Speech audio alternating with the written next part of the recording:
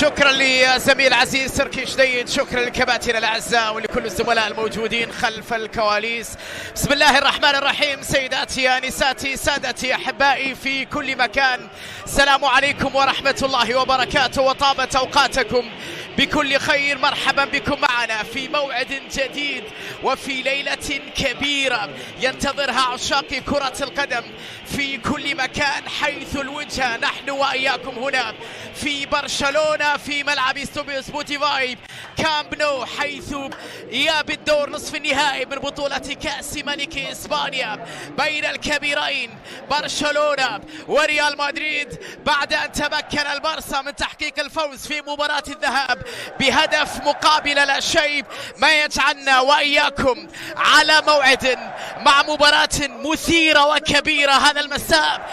وقوي خطيرة، الدفاع يتدخل، يا الله أي بداية. ابحث عن الحلول خطيرة للبارسا، تمريرة خرجت الكرة ومطالبة بشيء في هذه اللقطة. هل هناك ركلة جزاء أم لا؟ ليفاندوفسكي تمويه وتسديدة لكنها صدمت في ميليتاو، يا الله هذه خطيرة أخرى لبرشلونة. مباراة كبيرة من ولمسة وتسديدة وكرة، يا إلهي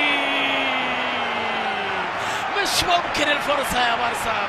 اللقطة كانت قريبة. مودريتش خطر مساعتي لوكا، عرضية خطيرة كرة، يا إلهي أراوخو في اللحظة الأخيرة، يا الله حلوة لعبة طويلة خطيرة، فرصة لكن الإبعاد، وبعد ذلك صافرة من جانب حكم مباراة بوجود حالة السلطة والتدخل، ومحاولة بعد ذلك إلى وجود ركنية لمساعة برشلونة. نعم ركنية لبرشلونة على ميليتاو. مودريتش خطيرة لرودريجو، عدت، يا الله الفرصة حلوة، التمريرة بادي بكرة وتمرير خطيرة لبنزيما، الطاير حطها لتير شتيجن، سهلة عند مارك أندري تير شتيجن. يا إلهي مرنج جميل، أي مرتدة يا مدريد، أي مرتدة يا مدريد، سلاحهم قوتهم سطوتهم خطورتهم، المرتدات، التحولات من الدفاع إلى الهجوم، الاندفاع نحو الهجوم، نحو المرمى، نحو الهدف، نحو تأكيد العودة. الكرة كانت لبنزيما، رودريجو يا جماعة، رودريجو فيني حطها، والكرة بعد ذلك إلى الشباك. سجل مدريد من هجمة مرتدة بعد أن ضيع برشلونة هدفا محققا.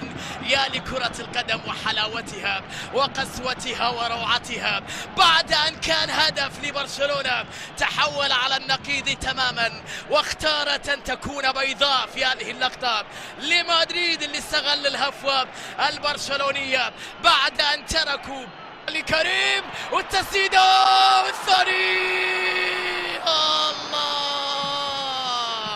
الله روعة الهدف الثاني للمرنجي، 2 لمدريد عن طريق كريم بنزيما. لوكا يا جماعة، لوكا المرور الجميل، التمريرة المريحة، بنزيما يضرب بالثاني في الكامب نو.